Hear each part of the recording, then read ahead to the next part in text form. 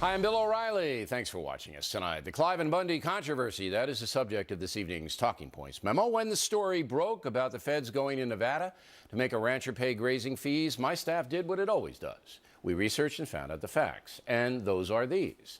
That rancher Cliven Bundy broke the law for many years by not paying the fees, that the federal government owns the land, and that the state of Nevada readily admits the feds have jurisdiction in the grazing controversy. Those are the facts. So we presented them to you and then mildly criticized the feds for overreacting. You may remember Judge Napolitano and I basically said it's a waste of taxpayer money to conduct a raid and seize cattle. You simply use the legal system to eventually make Bundy pay up. Now, most of you agreed with our analysis. A few threw in with Mr. Bundy, but not very many. However, some commentators, including a handful on Fox News, rallied to Mr. Bundy's side. But most Fox News people did not. And that's why we're successful. We have a wide variety of opinion expressed in a vibrant way. Now, we know that Cliven Bundy is a man who does not see things clearly. He made very offensive, ignorant remarks about African Americans and was roundly condemned for doing so. But here's something interesting. Mr. Bundy is also sympathetic to Hispanics. Now let me talk about the Spanish people. You know, I understand that they come over here against our Constitution and cross our borders. But they're here, and they're people. And I've worked side by side a lot of them. Don't tell me they don't work, and don't tell me they don't pay taxes. Mm-hmm. And don't tell me they don't have better family structures than most of us white people. Now, Mr. Bundy might just be covering his butt with that statement, but because he's getting hammered, I thought it was fair to play the soundbite. For those who continue to sympathize with Cliven Bundy, here's how wrong you are. The man foolishly asked whether blacks are better off being dependent on government as opposed to being victims of slavery. An insane and outrageous question.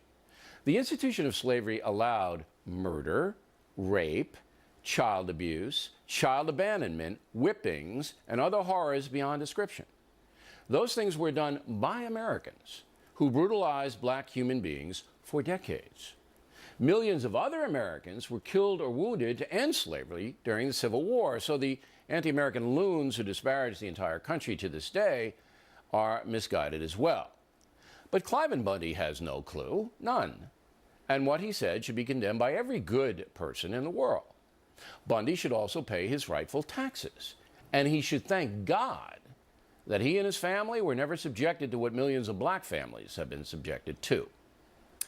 Now on to another subject in this controversy, the dishonest media. Leading the league is a man named Brian Stelter, former New York Times media writer who's a committed left-wing zealot. Over the years, Mr. Stelter has often slanted his reporting in outrageous ways, trying to make conservatives and Fox News in particular look bad. Unfortunately, he now works for CNN and weighed in on the Bundy situation. I can't think of any parallel to this case. I can't think of MSNBC taking an equivalent story on the left and spending weeks covering it the way Fox News has, and Sean Hannity chief among them when talking about the hosts on Fox News. Hard to believe. So, Mr. Stelter, did you miss the months of coverage about New Jersey Governor Chris Christie on MSNBC? Did you miss that? Are you that dense, that uninformed, that you make an outrageous assertion that MSNBC would not overdo a story for ideological reasons? MSNBC has convicted Governor Christie of crimes over and over and over again in the Bridgegate story. And the network did that for two reasons. It amped up its liberal base for ratings, and it targeted a politician who might be a threat to Hillary Clinton. If Stelter doesn't know that, he's not qualified to do any reporting anywhere at any time. If he does know it, he lied on national TV. And that's far worse than some Fox News commentators sympathizing with an ill-informed rancher in Nevada against a big government overreach. Now, we understand that CNN has ratings problems, and it's natural they'll take shots at us. That's competition. Here's what one guy said last night. How does it feel to be abandoned by your friends on Fox? I mean, the only reason we could get you on tonight is that I'm guessing they didn't call. Obviously, the commentator baiting Mr. Bundy, who was foolish enough to even engage in the conversation. Now, the lessons in all of this. Ideological commentators, both on the left and the right, are often way too eager to gin up controversies without knowing the facts. Doesn't matter on the internet, doesn't even matter in newspapers anymore because few notice them, but it does matter on national television. And when ideological commentators make mistakes, it hurts their own cause. Listen to Howard Dean.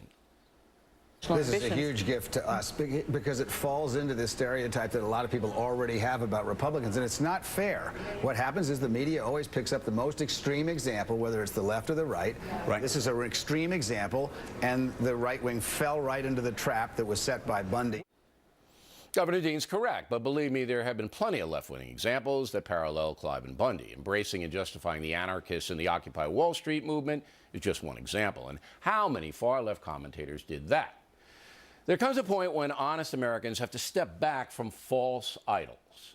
All of us are emotional. We often react poorly when confronted with things that stir us up. But we're living now in a complicated age, a dangerous time.